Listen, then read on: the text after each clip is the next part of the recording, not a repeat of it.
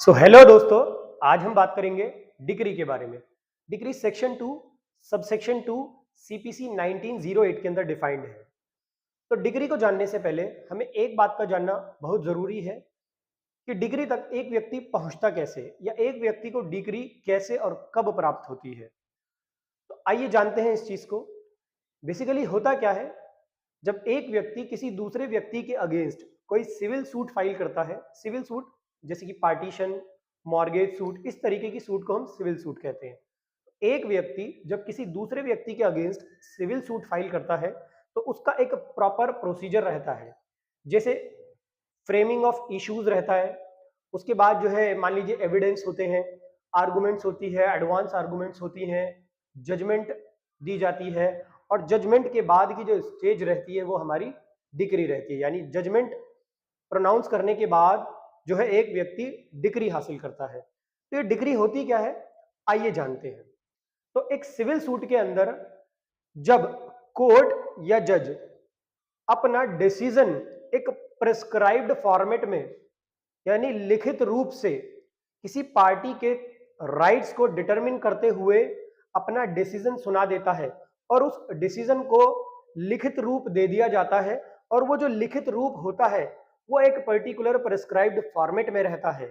तो ये जो डिसीजन को लिखित रूप में दिया गया है पार्टी के राइट्स को डिटरमिन करते हुए, इसी को डिक्री कहा जाता है। डिक्री की जैसे मैंने डेफिनेशन लिखी हुई है, it is the formal expression of an adjudication which conclusively, इस वर्ड पे आप ध्यान दीजिएगा, conclusively, which conclusively determines the rights of the parties regarding all और any of the matters in controversy in the suit.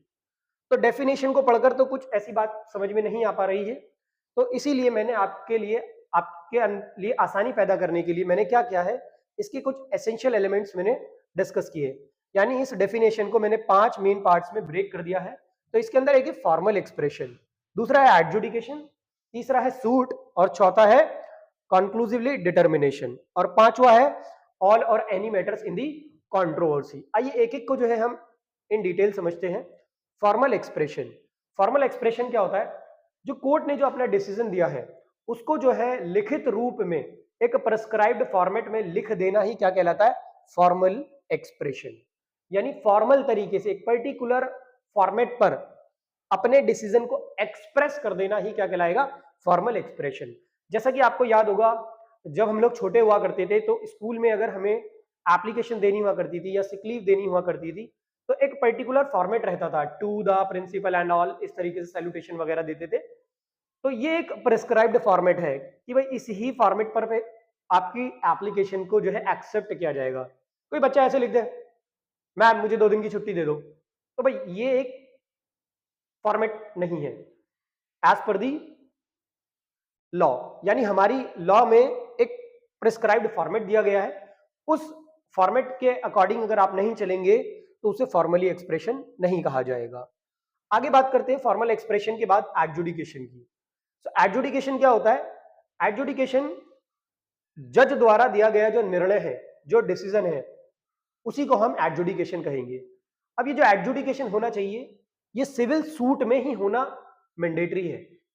आप ऐसे मान लीजिए कि दो व्यक्तियों के बीच में किसी प्रॉपर्टी को लेकर के डिस्प्यूट अराइज हो गया और उन दोनों ने कोर्ट के बाहर ही, यानी कोर्ट के बाहर किसी थर्ड बंदे के जरिए, किसी थर्ड पार्टी के जरिए अपने डिस्प्यूट को रिजॉल्व करवा लिया। यानी उस थर्ड पार्टी ने पार्टी ए और पार्टी बी के राइट्स को डिटरमिन कर दिया कि भाई आपका ये और आपका ये हिस्सा। तो ये तो थर्ड पार्टी है जिसने इनके राइट्स को डिटरमिन किया, उसने भी तो डिसीजन ही दिया है, उसने भी तो इन दोनों के राइट्स को डिटरमिन ही किया है। लेकिन इसको जो है एडजुडिकेशन नहीं कहा जाएगा, क्योंकि एडजुडिकेशन होने के लिए सिविल सूट होना मैंडेटरी है। और जो एडजुडिकेशन होना चाहिए वो जुडिशियली डिटरमिन करेगा राइट्स ऑफ द पार्टीज को। आगे बात करते हैं हम सूट की। सो बेसिकली जो फॉर्मली एक्सप्रेशन या जो भी एडजुडिकेशन होगा वो एक सूट के अंदर होना मैंडेटरी है। अब ये सूट क्या होती है, तो सूट बेसिकली मान लीजिए एक व्यक्ति है और उसकी प्रॉपर्टी के ऊपर कोई डिस्प्यूट चल रहा है, यानी प्रॉपर्टी उसकी खुद की है और किसी दूसरे व्यक्ति ने उसको पॉजेस किया हुआ है। तो अब ये जो पर्टिकुलर पार्टी है ये क्या करेगी, एक कंप्लेंट तैयार करेगी, एक रिटन कंप्लेंट तैयार करेगी वाया एडवोकेट। अब प्लेंट तैयार करने के बाद वो कोर्ट में जाएगा और कोर्ट में जाकर के इस प्लेंट को फाइल कर दिया जाएगा। प्लेंट फाइल करने के बाद जब कोर्ट इसको एक्सेप्ट कर लेगा तो वो सूट बन जाएगा। तो बेसिकली सूट जो होगा वो एक प्लेंट होगा, यानी प्लेंट जो आपने फाइल कर दिया है कोर्ट के अंदर उसी को क्या कहा जाएगा, सूट कहा जाएगा। तो जितना भी हमारा फॉर्मली एक्सप्रेशन होना चाहिए, एडजुडिकेशन होना चाहिए, वो किसके अंदर होना चाहिए, सूट के अंदर होना चाहिए। सो जैसे कि मैंने यहां बताया भी, what is a suit, it is a civil proceeding instituted by the presenting a plaint to the court. उसके बाद बात करते हैं हम कॉन्क्लूसिव डिटर्मिनेशन ऑफ राइट्स। क्या होता है कॉन्क्लूसिव डिटर्मिनेशन ऑफ राइट्स? तो जो पार्टीज के राइट्स हैं जजेस द्वारा उनको डिटरमिन किया जाना चाहिए। पार्टीज के राइट्स को बताया जाएगा कि आपका ये राइट है। फॉर एन एग्जांपल मान लीजिए कि कोई पार्टीशन सूट है, 3 भाई हैं और 1 बहन है, चारों के बीच में जो है अपने फॉर फादर की या फादर की प्रॉपर्टी को लेकर के पार्टीशन डिस्प्यूट चल रहा है। सारी चीजों को, सारे एविडेंसेस वगैरह, आर्गुमेंट्स वगैरह के बाद जज साहब ने ये डिसीजन दे दिया कि भाई एक रूम जो है एक भाई को मिलेगा, दूसरा दूसरे को, तीसरा तीसरे को, यानी सबको एक एक रूम अलॉट कर दिया गया। तो ये जो राइट्स को डिटरमिन कर दिया कि एक रूम आपका, एक रूम आपका, एक रूम आपका, ये राइट्स डिटरमिन हो गए। लेकिन अभी जज साहब ने ये नहीं बताया कि कौन सा रूम किसको मिलने वाला है। डन, यानी कि हमें रूम तो दे दिए गए लेकिन कौन सा रूम किसको मिलने वाला ये अभी तक हमें पता नहीं है। तो जज साहब ने क्या किया, उन चारों के राइट्स को डिटरमिन कर दिया। तो that is the meaning of the determination. आगे बात करते हैं ऑल और एनी मैटर्स इन कंट्रोवर्सी। अब जरूरी नहीं है कि एक सूट के अंदर सारे मैटर्स को ही डिस्पोज कर दिया जाए।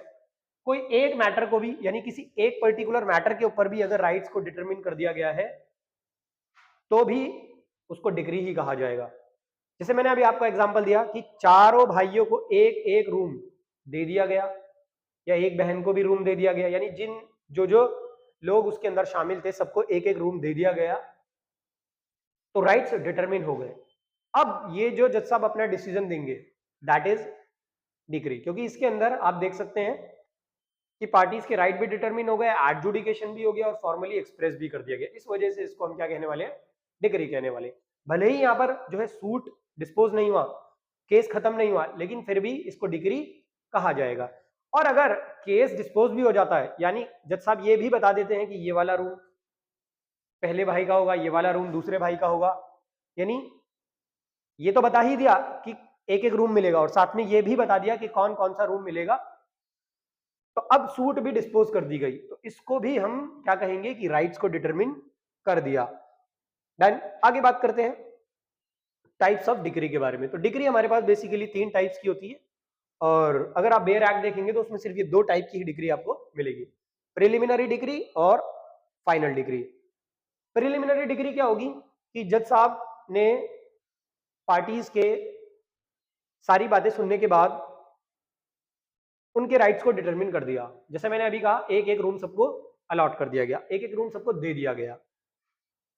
तो अब एक एक रूम मिलने के बाद जो डिसीजन लिखा गया उसको हमने बोला प्रिलिमिनरी डिक्री। लेकिन अभी केस तो खत्म नहीं हुआ क्योंकि जज साहब ने ये नहीं बताया कि कौन सा रूम किसको दिया जाना चाहिए, सिर्फ रूम मिलेगा इतना बताया गया है। तो अब ये नहीं बताया कि कौन सा रूम किसको मिलेगा। अगर जज साहब ये भी बता देते हैं कि कौन सा रूम किसको मिलेगा तो वो हमारी फाइनल डिक्री हो जाती है। और जिसमें सिर्फ ये बताया गया है कि रूम मिलेगा, सिर्फ रूम, वो हमारी प्रिलिमिनरी डिक्री हो जाती है। उसके बाद third, partly preliminary and partly final. इसमें क्या होगा कि कोई डिग्री पार्टली प्रिलिमिनरी भी कहला सकती है और पार्टली फाइनल भी कहला सकती है। कैसे कहला सकती है कि मान लीजिए 5 भाई हैं और उनमें कोई पार्टीशन सूट को लेकर के डिस्प्यूट राइज हुआ। अब उनकी जो है बहुत सारी प्रॉपर्टीज हैं, मान लीजिए 10 प्लॉट हैं उनके, तो जज साहब ने 5 प्लॉट का तो डिसीजन दे दिया कि भाई ये 5 जो प्लॉट हैं आप 5 भाइयों को दिए जाएंगे, सबका एक एक प्लॉट होगा। जज साहब ने क्लियर कर दिया 5 प्लॉट हैं, एक एक भाई को दे दिए जाए। अभी बाकी जो 5 प्लॉट बचे हुए हैं उनकी रिगार्डिंग अभी कुछ फैसला नहीं हुआ है। उन पर मान लीजिए भाइयों में बहस चल रही है कि मैं ये वाला लूंगा, मैं ये वाला लूंगा, यानी वो मार्केट में है या कहीं और है। तो अभी उन पर कोई डिसीजन नहीं लिया गया है, सिर्फ 5 प्लॉट पर ही डिसीजन लिया गया है। तो ये ऐसे डिसीजन को हम क्या कहने वाले, partly preliminary and partly final. अब देखिए इसके अंदर क्या क्या इंक्लूड रहता है, यानी आप किसको डिग्री कहेंगे। तो अगर आपने कोई प्लेंट फाइल किया, यानी आपने जो है कोर्ट में एक प्लेंट फाइल किया, अपनी एक रिटन कंप्लेंट फाइल की और उसको किसी पर्टिकुलर ग्राउंड पर रिजेक्ट कर दिया गया, मान लीजिए वो टाइम बार्ड थी या प्लेंट में जो जो चीजें एसेंशियल थी वो आपने नहीं डाली। तो अब ये जो रिजेक्शन है हुआ है आपकी प्लेंट का, आपकी कंप्लेंट का, तो इसको अब हम डिग्री नहीं कहेंगे। जज साहब ने ही दिया है ये डिसीजन भी, इसको भी लिखा जाएगा लेकिन इसको डिग्री कंसीडर नहीं किया जाएगा। उसके बाद सेक्शन 144 बेसिकली ये रेस्टिट्यूशन की बात करता है कि ए, मान लीजिए पार्टी ए ने पार्टी बी के अगेंस्ट कोई सूट फाइल किया था, रिकवरी सूट, रिकवरी हो गई, रिकवरी की डिग्री पास कर दी गई ए के फेवर में। अब बी ने क्या किया, इस डिग्री के अगेंस्ट अपील फाइल कर दी। अपील फाइल करने के बाद पता चला कि ए की तो कोई रिकवरी थी ही नहीं। अब ट्रायल कोर्ट ने क्या किया, बी के फेवर में डिग्री पास कर दी कि भाई बी को जो है उसकी पोजीशन पर रिस्टोर किया जाए। अब बी को रिस्टोर किया जाएगा उसकी पोजीशन पर। तो ये जो डिसीजन दिया है जज ने, इसको भी क्या कहा जाएगा, डिग्री ही कहा जाएगा, क्योंकि इसमें जो है एडजुडिकेशन भी हुआ है, फॉर्मली एक्सप्रेस भी हुआ है और पार्टी के राइट को भी डिटरमिन किया गया है। डन। अब क्या इसमें डिग्री को कंसीडर नहीं किया जाएगा, डिग्री किसको नहीं माना जाएगा। अगर जज साहब कोई ऑर्डर देते हैं और उस ऑर्डर के अगेंस्ट आप अपील फाइल करते हैं, तो अब जो जज साहब डिसीजन देंगे उस अपील के बाद, ऑर्डर की अपील के बाद, डिग्री की अपील के बाद नहीं, ऑर्डर की अपील के बाद जो भी डिसीजन दिया जाएगा वो भी रिटर्न में ही होगा, उसका भी एक प्रिस्क्राइब्ड फॉर्मेट होगा, लेकिन उसको जो है हम डिग्री कंसीडर नहीं करेंगे। लेकिन याद रखिएगा अगर अपील हुई है डिग्री के बाद उसको डिग्री कहा जाएगा, लेकिन अगर अपील हुई है ऑर्डर के बाद तो उसको डिग्री नहीं कंसीडर किया जाएगा। इसी तरीके से डिसमिसल फॉर डिफॉल्ट। अब अगर किसी ने प्लेंट फाइल किया या सिविल सूट फाइल किया, सिविल सूट फाइल करने के बाद मान लीजिए ए नाम के व्यक्ति ने कोई सिविल सूट फाइल किया, सिविल सूट फाइल करने के बाद वो खुद ही अपीयर नहीं हो रहा है, वो खुद ही एब्सेंट है, तो यानी उसका खुद का ही उसमें फॉल्ट है। तो ऐसे ऑर्डर को, जब ऑर्डर पास किया जाएगा तो ऐसे ऑर्डर को डिग्री कंसीडर नहीं किया जाएगा। आई होप आप समझ गए होंगे। इसके बाद जजमेंट वर्सेस डिग्री। जजमेंट और डिग्री में क्या अंतर होता है, क्या फर्क होता है, उसको जानने की कोशिश करते हैं। बेसिकली जजमेंट क्या है, जजमेंट में जब जज साहब जजमेंट देते हैं तो उसमें एक एक चीज की रीजनिंग दी जाती है, आर्गुमेंट्स की बात की जाती है, उसमें मैटर जो हमारा जो केस का मैटर रहता है या फैक्ट्स ऑफ द केस रहते हैं उसको भी डिस्कस किया जाता है। लेकिन डिग्री में ऐसा कुछ नहीं होता, डिग्री बिल्कुल स्ट्रेट फॉरवर्ड रहती है।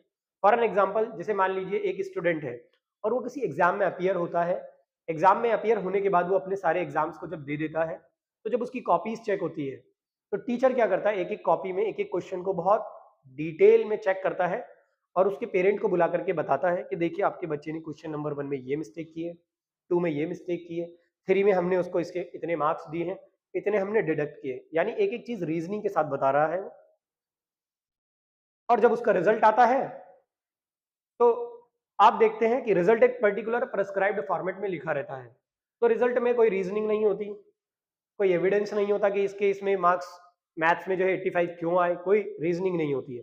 तो वो जो डायरेक्ट आपके पास रिजल्ट आ रहा है कि student A is passed with 85% of marks, तो that is considered as the degree. आप उसको डिग्री के मानिंद समझ सकते हैं, और जिसमें सारी की सारी रीजनिंग दी जा रही है उसको हम जजमेंट कंसीडर करेंगे। आई होप आपको क्लियर हो गया होगा।